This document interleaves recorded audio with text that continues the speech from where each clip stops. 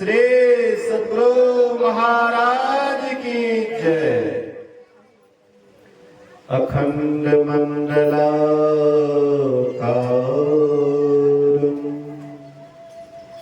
व्याप्तं येन चराचरं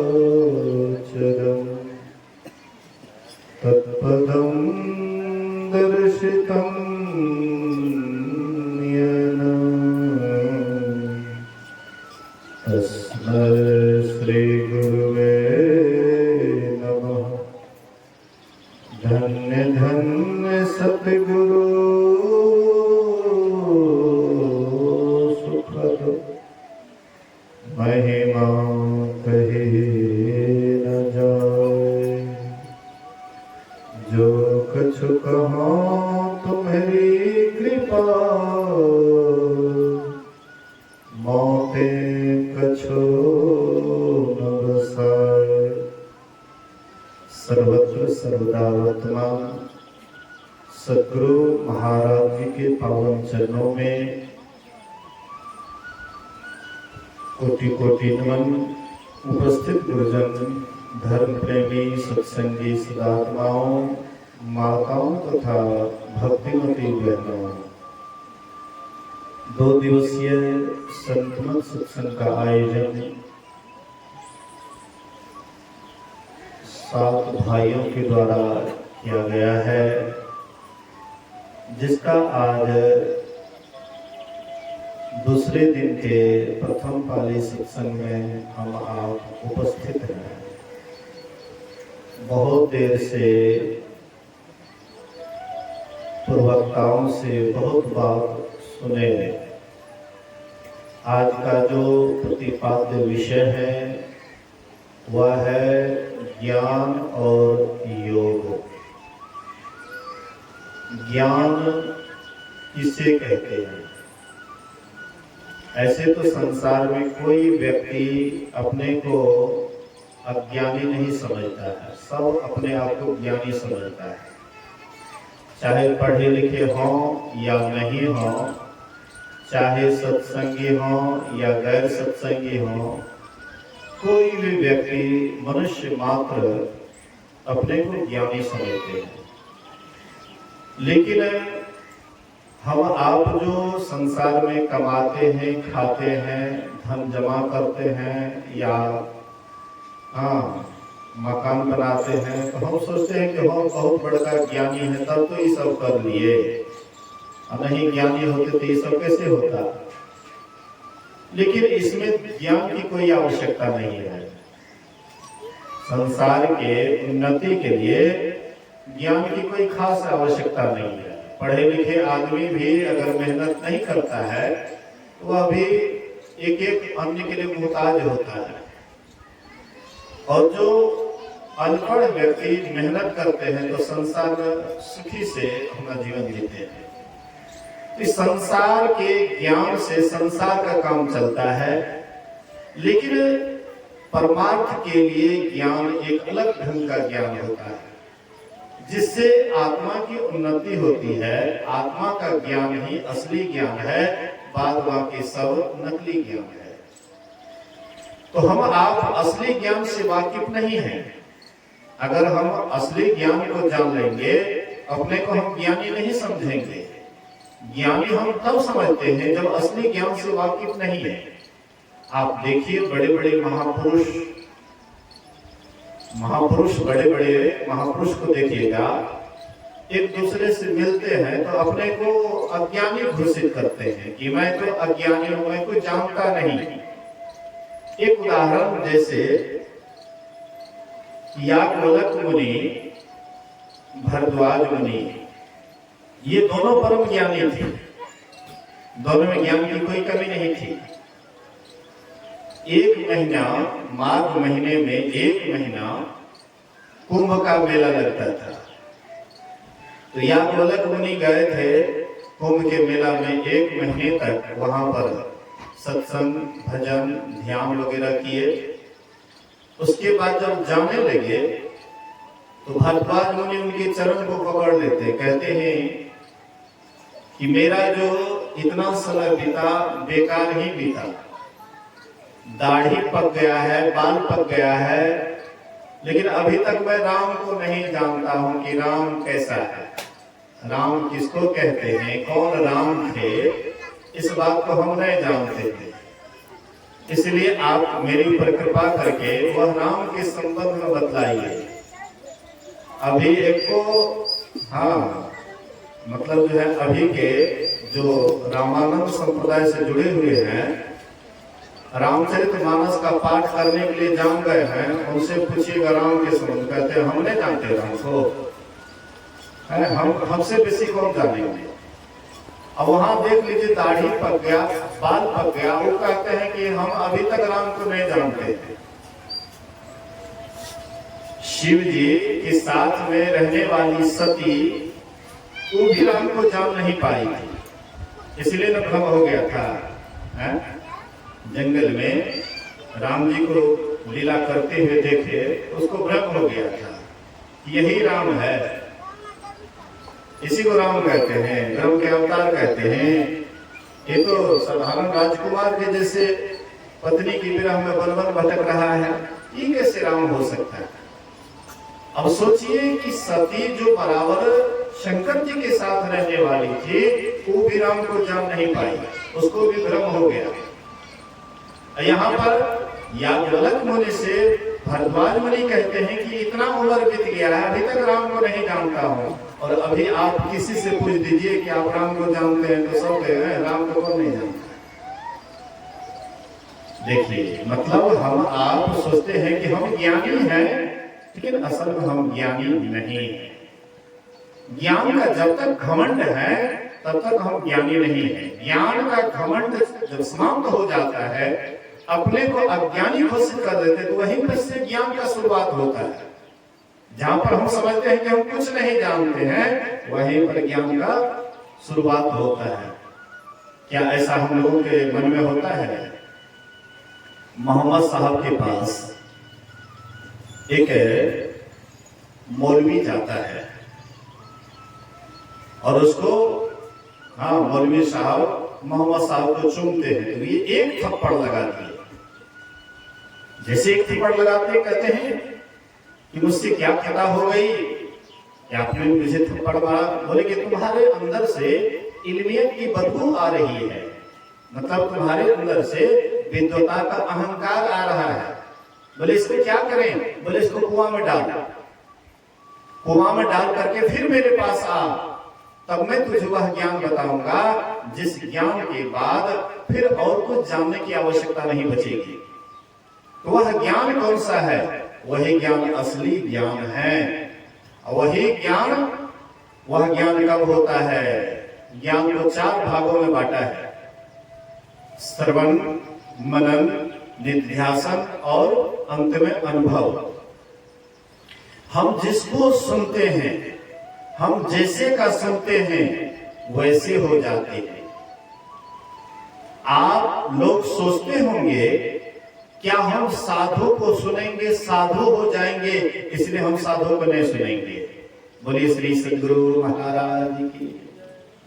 हम साधु का सुनेंगे तो साधु हो जाएंगे, इसलिए साधु का नहीं सुनेंगे। ऐसे सत्संग लोग नहीं आते हैं। और देखिए फिल्म स्टार का बहुत आदमी सुनते हैं, फिल्म स्टार सभा भी बनना चाहते हैं, सोचता है मेरा भी बाल बच्चा सब फिल्म स्टार बने ताकि वह ढेर से ढेर पैसा कमाए। उसके लिए काफी भीड़ होती है, उसके पास काफी भीड़ होती है, उसका ज्ञान खूब बढ़ता है, लेकिन साधु का ज्ञान नहीं बढ़ता है। साधु बनने से लोग डरते हैं, साधु बनने से डरते हैं कि साधु बनेंगे सब काम धाम छूट जाएगा, निकम्मा हो जाएंगे। लेकिन आप साधु की साधुता को नहीं समझते हैं। साधु से मतलब वेशभूषा नहीं होता है, साधु से मतलब होता है आचार, विचार, व्यवहार, रहन सहन, खान पान आदि। साधु के जैसे अगर आपका है तो आप गृहस्थ आश्रम में रहते हुए भी एक नंबर के साधु हैं। तो आप जहां भी हैं, जिस स्थिति में हैं, आपको एक दिन साधु बनना पड़ेगा। आप कहिएगा कि क्यों? साधु बनने से क्या मतलब है? तो देखिए अंत में जो है साधु से मतलब क्या, जो परमात्मा में मन को लगाते हैं, जो ईश्वर में मन को लगाते हैं, उसी को तो साधु कहते हैं। तो आज मत लगाइए, लेकिन एक न एक दिन परमात्मा में आपको मन लगाना पड़ेगा। ऐसे तो युवा अवस्था में लोगों का मन इधर उधर बिखरा हुआ होता है, ईश्वर में मन नहीं लगता है। लेकिन जब दुख तकलीफ होता है तब भगवान से प्रार्थना करते हैं, भगवान एक विध जगह दे दे। क्यों भाई, अभी तो इससे पहले तुम प्लॉट का प्लॉट खरीद रहे थे, अब एक विध जगह क्यों चाहिए? मतलब अंत में आप ईश्वर से प्रार्थना करते हैं जब दुख तकलीफ होता है।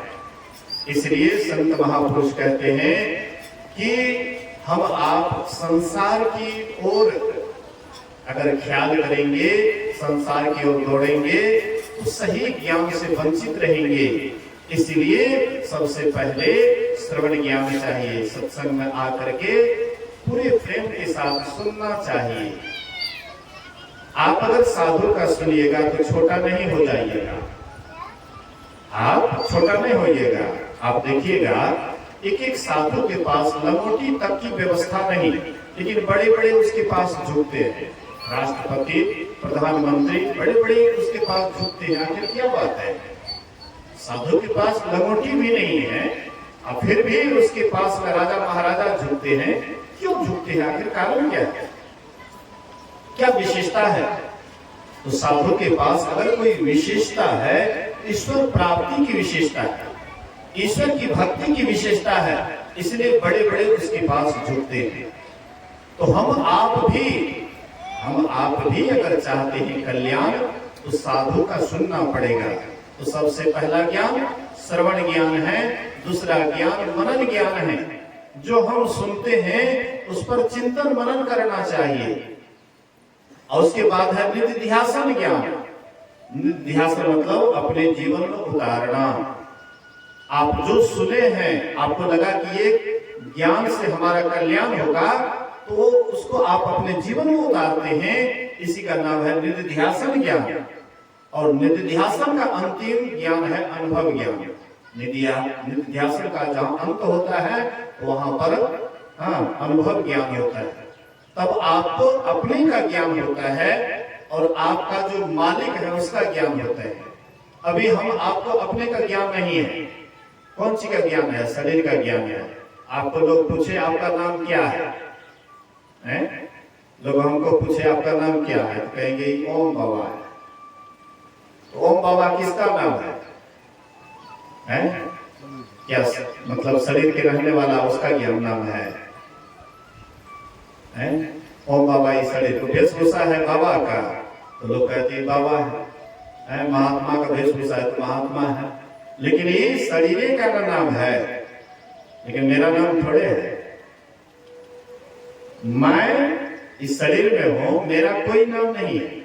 हम अनामी हैं, कोई नाम नहीं है। लेकिन अगर किसी का नाम नहीं रखा जाए तो संसार की व्यवस्था गड़बड़ हो जाएगा, नहीं होगा। आपका बेटा है, आपको बेटा है, आप उसका नाम मत रखिए।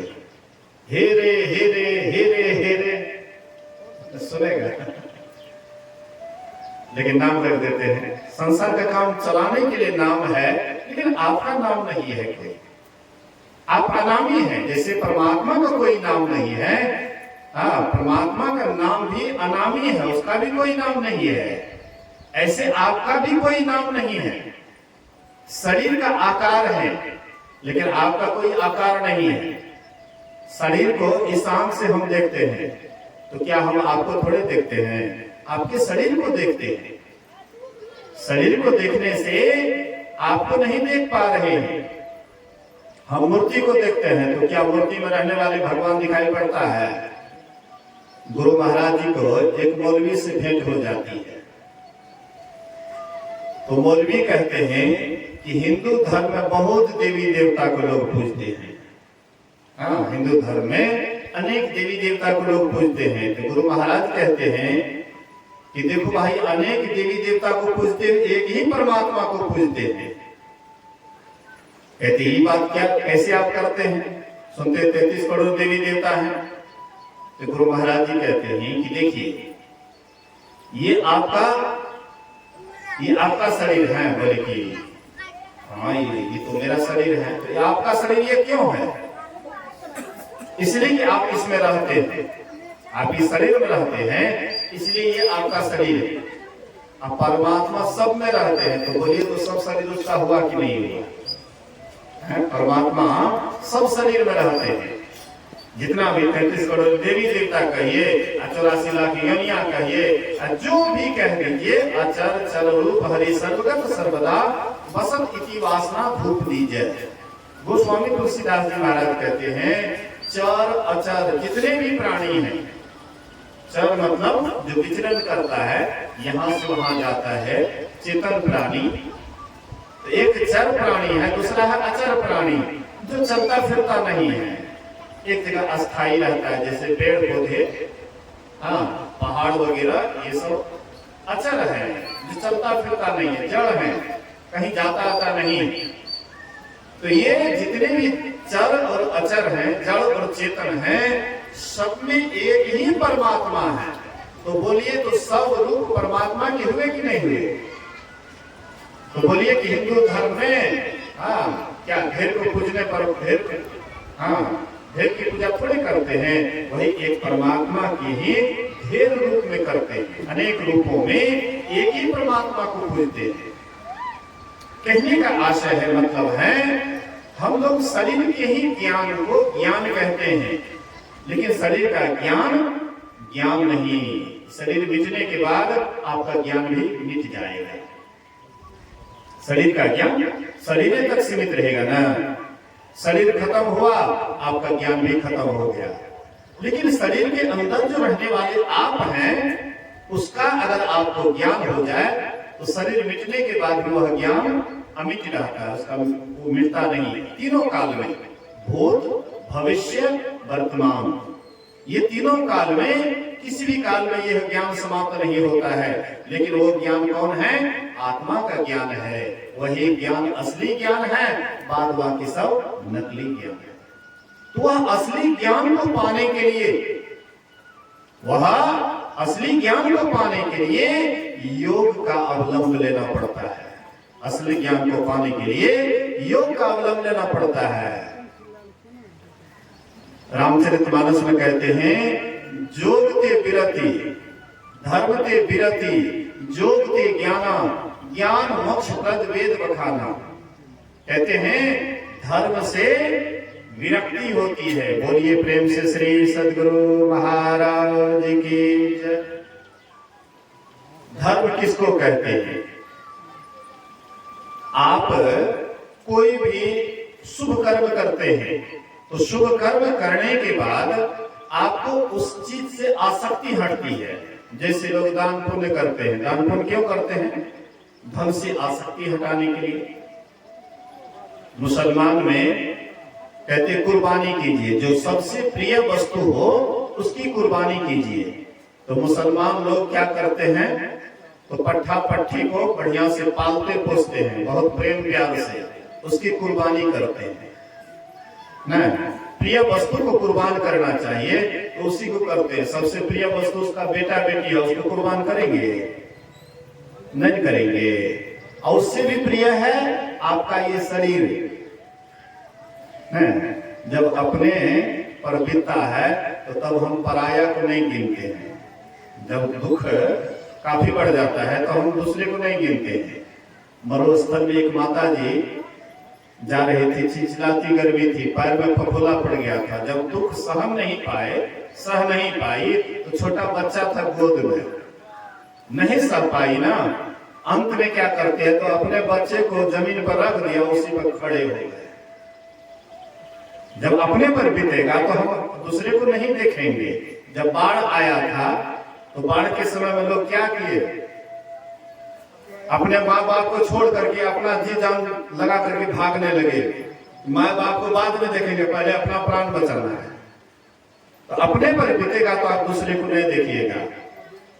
कहने का आशय है, मतलब है कि योग धर्म से विरक्ति होती है, धर्म से वैराग्य होता है। जहां से हमारी आसक्ति जुड़ी होती है, वह चीज को दान करने से, कुर्बानी करने से वहां से आसक्ति हटती है। इसलिए अन्नदान क्यों करते हैं? अन्न से आसक्ति हटेगी। वस्त्र दान क्यों करते हैं? वस्त्र से आसक्ति हटेगी। गुरु महाराज जी के पास एक भिखमंगा गए, हाँ भीख मांगने वाला गए। ठंड का मौसम था, शरीर कांप रहा था। कहते हजूर हमको ओढ़ने के लिए एक चादर चाहिए, हजूर हमको एक चादर चाहिए। तो गुरु महाराज जी कहते हैं, एक सेठ जी बड़ा कीमती चादर दिए थे, अलमारी में रखे हुए थे। तो कहते संसेवी जी फलाने जगह जो चादर दिए थे फलाना आदमी, वो चादर लेते आए। तो संसेवा क्या करते थे, कौन दाम वाला इधर उधर और सलाह करके गुरु महाराज कहते हैं वो जो फलाना आदमी वो लेते आइए जो सबसे कीमती था। गुरु महाराज जी कहते हैं इसको दे दीजिए। मतलब जो अच्छा चीज है, प्रिय चीज है, वह चीज दान करना चाहिए। हम लोग क्या करते हैं, जब दान देने की बारी होती है ना, तो जो सबसे निकृष्ट चीज है वह चीज दान करते हैं। एक सेठ जी के पास 3 लड़का था, तो 2 का शादी हुआ, बाद में एक अंतिम का शादी हुआ। उस सेठ जी क्या करते थे, कोई भिखमंगा वगैरह आता था ना, जो सबसे खराब अन्न था, जो दुर्गंध दे रहा था, खराब अन्न था, वो दान देते थे भिखारी को। लेकिन जब अंतिम लड़का का शादी किया, वो सत्संगी परिवार की थी, समझदार थी। वह जब आई तो देखी कि इनके यहाँ जो आते हैं भीख भिखारी, तो उसको ये क्या करते, सड़ा गला अन्न देते हैं। तो वह क्या करते, वही सड़ा गला अन्न को कूट छांट करके रोटी बना करके सेठ जी को दिए। सेठ जी देखते हैं रहा है, क्या बात है, फिर मुंह में लिए थे, ऐसे लगा। कहते अरे तुम कहां से ये अन्न लाई, कहां से ये रोटी बनाई है? बोले कि आप जो दान कर रहे हैं, अभी जो दान कर रहे हैं, तो भविष्य में आपके सामने वही चीज आएगी जो आप दान कर रहे हैं। सड़ा गला अन्न दान कर रहे हैं, तो भविष्य में वही सड़ा गला अन्न आपके सामने में आएगा और खाना आपको वही पड़ेगा। अब ये से आदत लगा लीजिए, ताकि भविष्य में सड़ा गला अन्न भी आप खाने के लायक होंगे। बेचारे समझ गए और उस दिन से बढ़िया बढ़िया अन्न दान करने लगे। कहने का मतलब है, मेरे कहने का है कि आप धर्म कर्म करते हैं, शुभ कर्म करते हैं, तो हृदय खोल करके अगर करते हैं तो धर्म से वैराग्य होता है, आपके अंदर संसार से वैराग्य होता है। और जब तक वैराग्य नहीं होगा तो सत्संग ध्यान में मन नहीं लगेगा। नहीं, बेटा बेटी आपको खाने के लिए नहीं देते हैं तो बाबाजी हो जाते हैं, चलो थोड़ा सा वैराग्य हुआ, बाबाजी हो जाते हैं। उससे भी आपके अंदर में कुछ और विशेष आता है तो आप संन्यास ले लेते हैं, चलो किसी से मतलब नहीं, घर द्वार छोड़ करके वो मन लगा करके ध्यान भजन करेंगे, नहीं, संन्यास ले लेते हैं। तो कहने का आशय है, मतलब है कि संसार से कोई ठोकर लगता है, कहीं तकलीफ होती है, तो तब हमें संसार से आसक्ति हटती है। अने तो संसार ही बड़ा बढ़िया लगता है, बहुत सुहावना लगता है संसार, नहीं। लेकिन जब आसक्ति तब हटती है जब ठोकर लगता है। तो ठोकर भी जरूरी है। अनुकूल पत्नी मिल जाता है तो हम उन्हीं के पीछे दिन रात लगे रहते हैं। अब प्रतिकूल मिल जाए तो तब मन में वैराग होता है, सोच लिए पत्नी तो सुख मिलता है लेकिन अंत में दुखे मिले थे, चलो यार अंतिम भगवान के भजन करिए। ये सब परमात्मा आपको जो अनुकूल नहीं देते हैं, प्रतिकूल देते हैं, इसका कारण क्या है? परमात्मा सोचते हैं इनको अनुकूल दे देंगे तो सब दिन उसी में उजरा करके रह जाएगा, इसलिए प्रतिकूल देते हैं। तो तुकाराम जी महाराज की पत्नी बहुत गर्म मिजाज की थी, बोलिए श्री सद्गुरु। तो वे बड़ा मतलब कड़क स्वभाव की थी, कोई भी बात बात पर तुरंत गर्म हो जाती थी, मतलब जो है अपना पति को शुरू भी कर देती थी। एक दिन घर में कुछ नहीं था खाने के लिए, तो बोले पति को, बोले कि आज क्या खाइएगा? हाँ, कोई व्यवस्था कीजिए। तो तुकाराम जी महाराज गए, ईख का खेती किए हुए थे, एक बोझ ईख काटे, केतारी जिसको कहते देहात में, एक बोझ ईख काट करके लेते आ रहे थे। तो बच्चे लोग कहते बाबा एक डांड, हाँ एक डांड हमको दीजिए, वो कहते एक डांड हमको दीजिए। अब बाबा भी वैसे ही दानी, अब बच्चे लोग मांग रहे थे, एक एक डांड देते गए। अंत में होते होते एक ही डांड लेकर के आए। उसकी पत्नी जो देखी तो उसका ट्रांसफार्मर पूरा गर्म हो गया। गुस्सा में आकर के वही डांड लिए हाथ में, जोर से उसके पीठ पर दिए। और डांड पर मारे, 4 टुक हो गया। तुकाराम जी महाराज कहते वाह प्रभु, 4 व्यक्ति 4 टुकड़ा करना पड़ता, मेहनत करना पड़ता, लेकिन परमात्मा की कैसी कृपा हुई कि 4 टुक अपने आप हो गया, बंटवारा अपने आप हो गया, बंटवारा करने का जरूरत नहीं पड़ा। मतलब अनुकूल नहीं था, इसलिए तुकाराम जी महाराज का मन परमात्मा में दिन रात लगा रहता। संसार अगर बिल्कुल अनुकूल हो जाए तो संसार को कभी छोड़ने का मन नहीं होगा। बिल्कुल अनुकूल हो जाए, कहते हैं कि करवे हमारे बेटा जिसे न हमारे बातें न माने, क्यों नहीं मान रहा है? आपको कह रहा है बेटा कि आप ईश्वर की भक्ति क्यों नहीं करते हैं, क्यों हमें क्यों मन लगा रहे हैं? परमात्मा को मन लगाइए। संसार में आज तक किसी को पूरा का पूरा अनुकूल हुआ है? कहीं भी देख लीजिए तो, मतलब आपके पास में घर मकान बढ़िया है तो परिवार में मेल नहीं है, परिवार में मेल है हाँ तो आपके पास में खाने के लिए बढ़िया सी व्यवस्था नहीं है। मतलब कोई न कोई कष्ट आपके पास में आते जाते रहता है। संसार का नियम है कि कोई न कोई दुख आपको होगा ही, इसलिए बड़े बड़े आए संसार में, यहाँ से दुखी होकर के गए। गुरु महाराज कहते हैं जननी पेटोरे प्यारे जग पर दिसवा, सुख कछुई है नाही, यह परदेसवा काले के भेसवा, जोरे आवे दुख पाही, सुधि करो हो प्यारे आपन दिस के, जहवा कलेस कछु नहीं। कहते हैं यह संसार क्या है? परदेश है। परदेश जाकर के अपने को कोई सुखी मानता है? घर परिवार को छोड़ करके जो परदेश जाते हैं तो परदेश में अपने को सुखी मानता है। चाहे कितनों पैसा कमाता है, कितनों जमा कर लेता है, लेकिन फिर भी उसका मन नहीं मानता है यही मेरा घर है, सोचता ये परदेश है। तो जैसे परदेश में जाकर के परिवार को छोड़ करके कोई सुखी नहीं होता है, वैसे ही हम आप भी परमात्मा रूपी परिवार को छोड़ करके इस संसार को अपना परिवार मान करके बैठे हैं। इसलिए यहाँ कितना हो आप बढ़िया से बढ़िया व्यवस्था कर लीजिए, लेकिन आप सुखी कभी नहीं अपने को पाएंगे, क्योंकि आपका ये अपना घर नहीं है। परदेश में रहिएगा कोई न कोई दुख मिलवे करेगा। इसलिए हाँ संत महात्मा कहते हैं यह संसार में जो भी आए, राम आए वो भी जंगल जंगल भटके न, हे सीते हे सीते हे सीते, मनुष्य को क्या कहे? हाँ पशु से पूछते थे, पक्षी से पूछते थे, पेड़ पौधे से पूछते थे, तुम मेरी सीता को देखे हो? वन वन भटक रहे थे।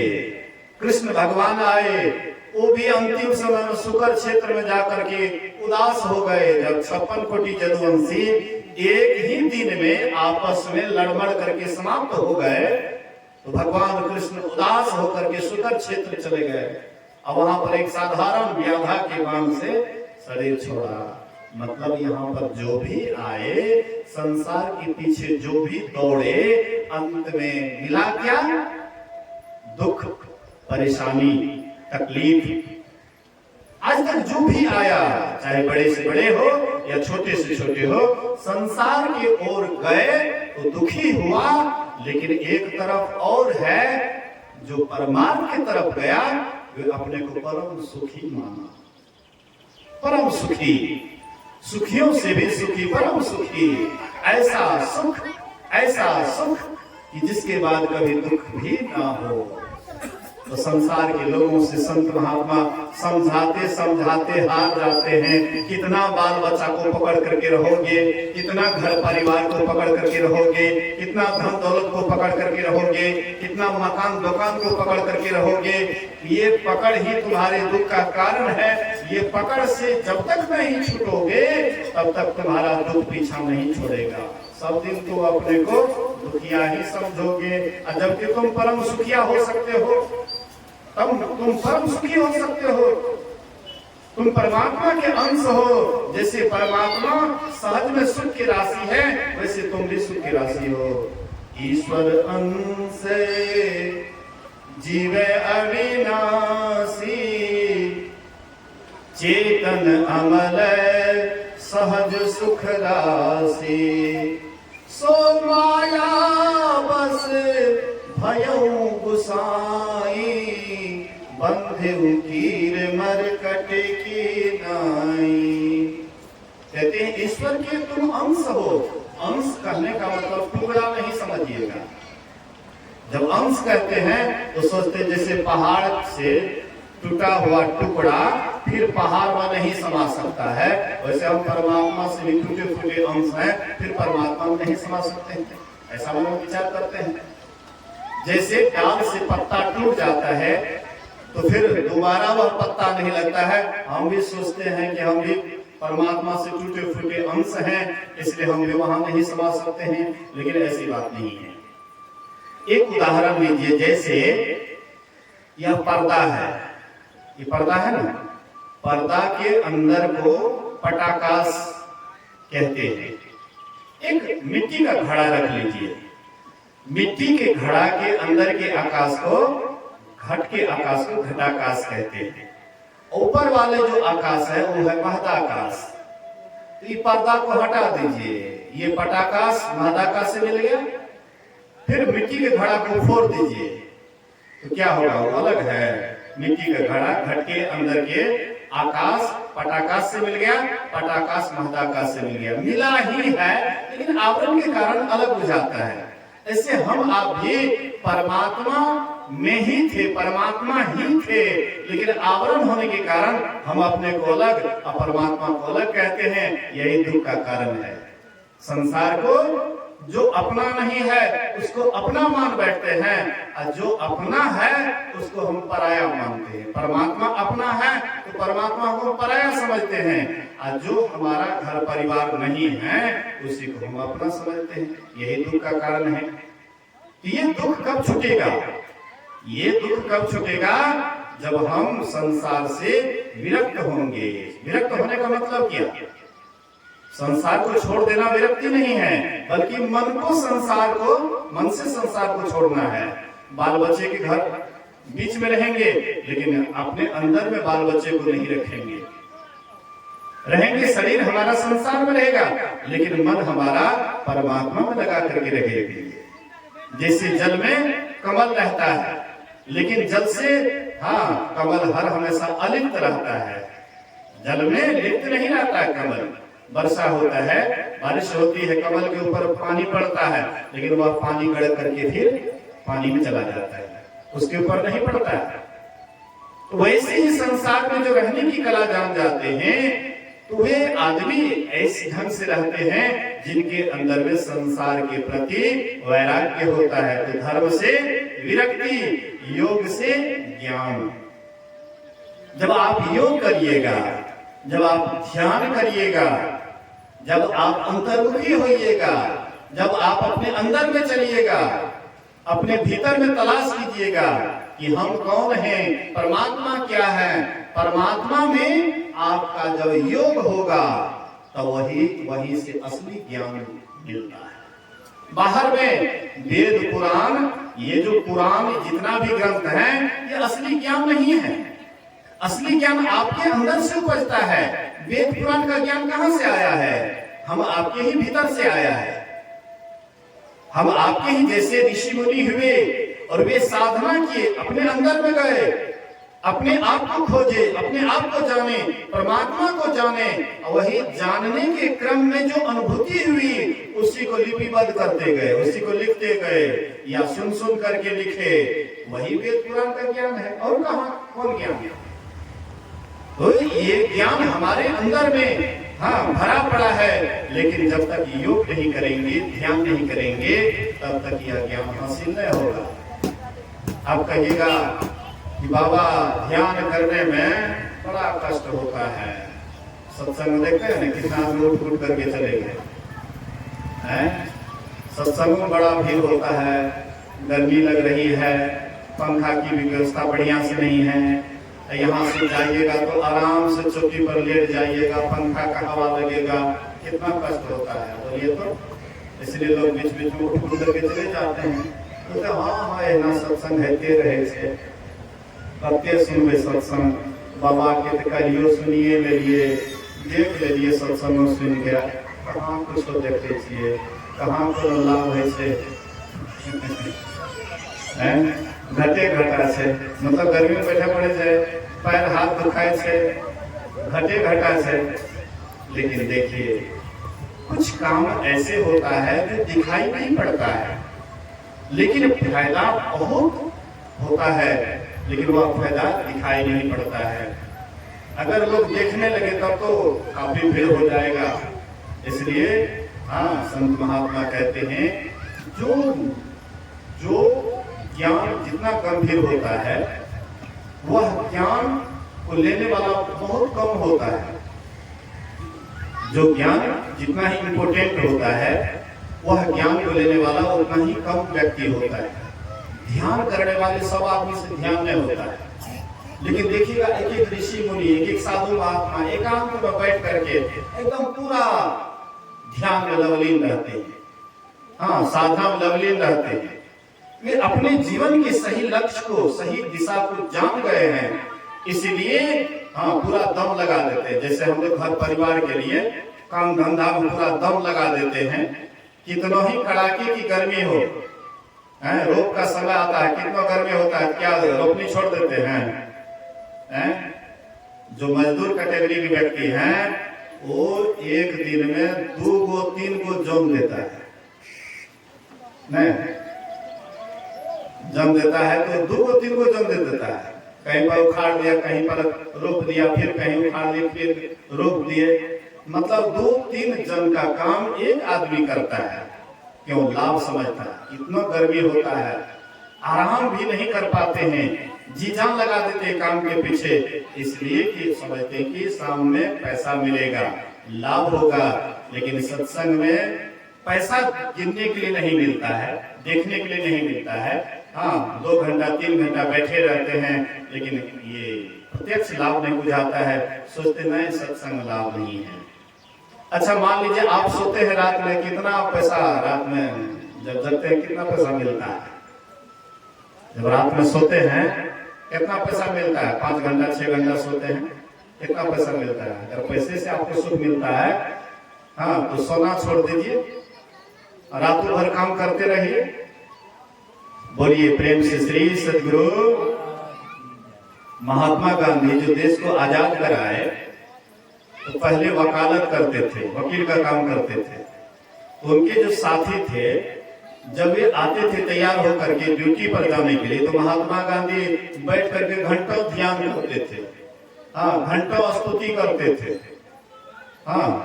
तो वो कहते थे कि आप ये फालतू समय क्यों बिता रहे हैं? ध्यान करते आंख बंद करके क्या मिलता है? स्तुति करते उससे क्या मिलता है? अरे इतना देर अगर वकालत करते तो आपको पैसा मिलता। तो ये कहते हैं, महात्मा गांधी कहते हैं कि तुम भी बहुत समय बर्बाद करते हो, इसलिए वह समय को बर्बाद मत करो, वकालत करो तो उसमें भी तुम ढेर कमाओगे। 5-6 घंटा रात में सोते हो, आज दिन से तुम सोना बंद कर दो। वो वकील कहता सोएंगे नहीं तो दिमाग काम नहीं करेगा, पगला जाएंगे। तो महात्मा गांधी कहते हैं कि आज जैसे तुम खाना बंद कर दो, खाने में भी आधा घंटा लगता है, 15-20 मिनट लगता है, 3 टाइम खाओगे 1-1.5 घंटा तुम्हारा बर्बाद हो जाता है, आज दिन से तुम खाना बंद कर दो। बोले महाराज खाना बंद कर देंगे तो शरीर चलना बंद हो जाएगा। महात्मा गांधी कहते हैं आज दिन से तुम एक काम करो, शौच जाना बंद कर दो, लघु शंका बंद कर दो। बोले कि क्या बात करते हैं, तब शरीर बचेगा। कहते जिस तरह से नींद अनिवार्य है, जिस तरह से सोना जागना अनिवार्य है, जिस तरह से शौच स्नान ये सब दिनचर्या अनिवार्य है, वैसे ही ईश्वर की भक्ति भी अनिवार्य है, ध्यान भजन भी अनिवार्य है। लेकिन जो इसको अनिवार्य नहीं समझते हैं, सोचते हैं कि अच्छा ठीक है, टाइम पास के लिए सत्संग में बैठ गए, टाइम पास के लिए आंख बंद कर लिए, मतलब अनमना ढंग से जो करते हैं वे जीवन में कभी सुख लाभ नहीं कर पाते, आनंद का भागी नहीं बन पाते हैं। हमारे भीतर में आनंद के खजाने हैं, सुख के खजाने हैं, लेकिन हम अपने अंदर कभी तलाशते नहीं हैं कि हमारे अंदर में क्या क्या है। यही घट चंदा, यही घट सूर, यही घट बाजे अनहद दूर, बहरा शब्द सुने नहीं काम, यही घट बाजे तबल निशान, बहरा शब्द सुने नहीं काम। कहती ये शरीर के अंदर में सारा कुछ विराजमान है। जैसे बाहर में हम आप देखते हैं, वैसे आपके भीतर में भी है। जो ही पिंडे सोई ब्रह्मांडे, जो पिंड में है वही ब्रह्मांड में भी है। इसलिए महापुरुष कहते हैं, संत महात्मा कहते हैं, अपने अंदर चलिए, अपने अंदर में ध्यान कीजिए, एकांत में बैठ करके अपने मन के खेल को देखिए, मन क्या क्या कर रहा है। जब ध्यान कीजिए जो आपको बतलाया गया है, जब ध्यान कीजिए, कुछ देर उसमें मन लगाइए, धीरे धीरे मन से जो काम कराना चाहिएगा, धीरे धीरे जब मन उसमें लगने लगेगा, वह काम आपको बड़ा अच्छा लगेगा। और जिस काम में मन नहीं लगाइएगा तो धीरे धीरे उस काम से मन उचट जाता है, मन हट जाता है। इसलिए सत्संग ध्यान में मन को लगाइएगा तो हम लोगों का इहलोक परलोक इसी से बनेगा। आइए कुछ भजन, उसके बाद आरती की ओर चलेंगे। बोलिए प्रेम से श्री सद्गुरु महाराज की जय।